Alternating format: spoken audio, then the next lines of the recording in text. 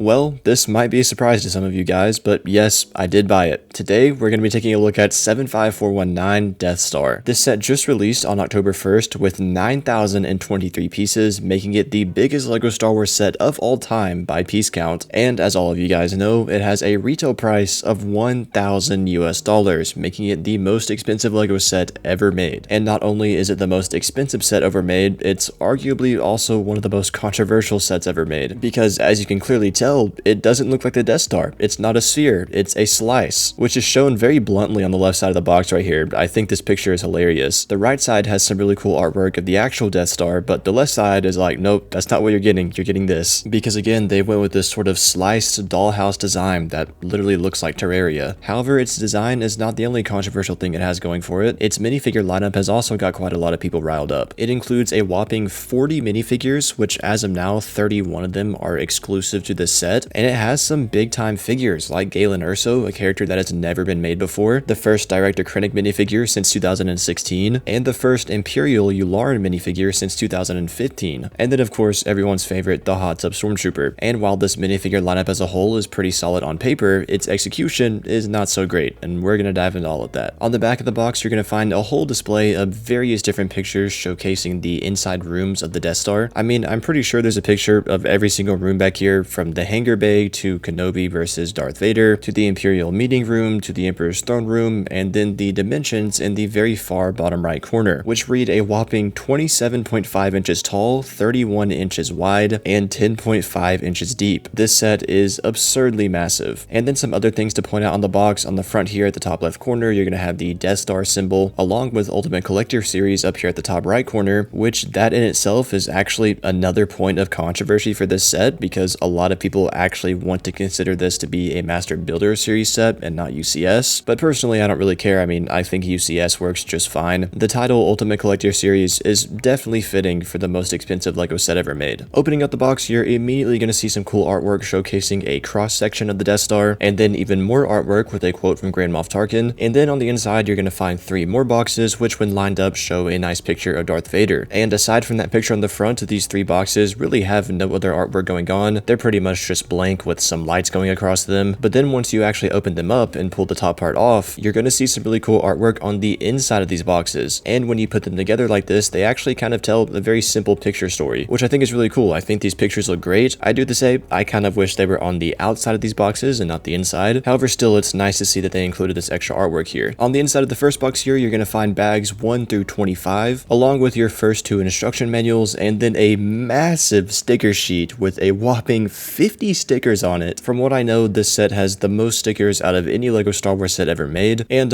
I don't really think that's something to brag about on a LEGO Star Wars set that retails for $1,000, because there should be way more printed pieces than there are, but still, seeing this sticker sheet in person was pretty crazy. And then from there, box 2 is going to have bags numbered 26 to 54, and box 3 is going to have bags numbered 55 through 81. Yes, making 81 separate numbered bags and 6 separate instruction manuals. And seeing all these bags laid out on a table at one time was kind of crazy. It really does show you what you're actually getting into when you buy this set. And then also you might have noticed that the artwork printed onto the instruction manuals is actually the disc of the Death Star plans. I thought that was a nice touch. And then from there, inside the instruction manuals, there is so much to see and read, from a little timeline showcasing the previous Death Stars to various different pictures of the set and pictures from the movie. Again, there is just so much to see and read here. It's not like other UCS sets where there's only 2 or 3 pages of information in the first instruction manual. There are multiple pages of information in every instruction manual, not just the first one. So unfortunately, I can't just thumb through these pages and show you guys like I usually do. I kind of just have to show them all at once like this because there's so much to see. And then from there, after about 3 days straight of building, this thing finally got completed, and it's honestly just kind of laughable at how big this thing is. Obviously, it was on display at the LEGO store when I went and bought it, but actually seeing it in my studio here is a lot different. This thing is ginormous. And this might be a hot take, but even when it's empty like this with no minifigures on the inside, it's still very intriguing because there's so much to look at. However, before we take a look at all of this, speaking of the minifigures, we of course got to take a look at all of them first, and there are a lot, a total of 40 to be exact. First up here, we had the 2 Imperial Navy Troopers, and as of now, the one on the right is exclusive to this set, and the one on the left is the same one we saw in the Star Destroyer from last year. And these figures look decent on the front and the back, and then as you can see here, they also have a double-sided face. However, the fact that they don't have printed legs is definitely an annoyance to me, because back in 2014 when LEGO made this figure, it had printed legs then, but today in 2025 in a $1,000 set, it doesn't. And I know it's something small, but in a set of this price, I would like to be able to expect every detail possible. Next up here we have Han Solo. This is another exclusive figure to this set, however that is definitely subject to change in the future, and he looks really good. There's great printing on the torso and the legs and on the back, and he's also got a double-sided face. Here we have the new Farm Boy Luke minifigure. This is another figure that is currently exclusive to this set, but is again subject to change because it'll probably release again in the future. And excluding the Blue Milk Luke minifigure from 2022, this is actually the first Farm Boy Luke they've made since 2020, and he looks great. It's nice to see an updated version. And then here we have both Han and Luke in their Stormtrooper disguise outfits. They are literally just the head and hair piece of the previous two figures I just showed, but on a Stormtrooper body, if you couldn't tell. And since they are new figures, these two both are also currently exclusive to this set. And then here we have Ben Kenobi, yet another figure that is currently exclusive to this set. However, like the others, that is most likely going to change, but it looks great. He's got printing all over on the front and the back. He's also of course got his lightsaber and a second face print, and then he also includes a hairpiece that you can swap out with his hood if you want to. Next up here we have Chewbacca, and unlike the other figures, this one is not exclusive. It's the same one we've been seeing for over a decade at this point. I'm pretty sure LEGO introduced it in 2014, and it looks great. This is definitely one of those timeless figures that LEGO hasn't needed to change because they perfected it so long ago. Next up here we have Princess Leia, and this is another exclusive figure to this set. However, unfortunately, it's definitely one of the more frustrating and disappointing ones, and that's because, well, as you can see, one, she has legs instead of a skirt piece, and two, they don't even have printing on them, which for a $1,000 set is just so ridiculous, especially considering the fact that in 2019 they came out with a Princess Leia that had a skirt piece with printing on it and was in much cheaper sets, that being the $200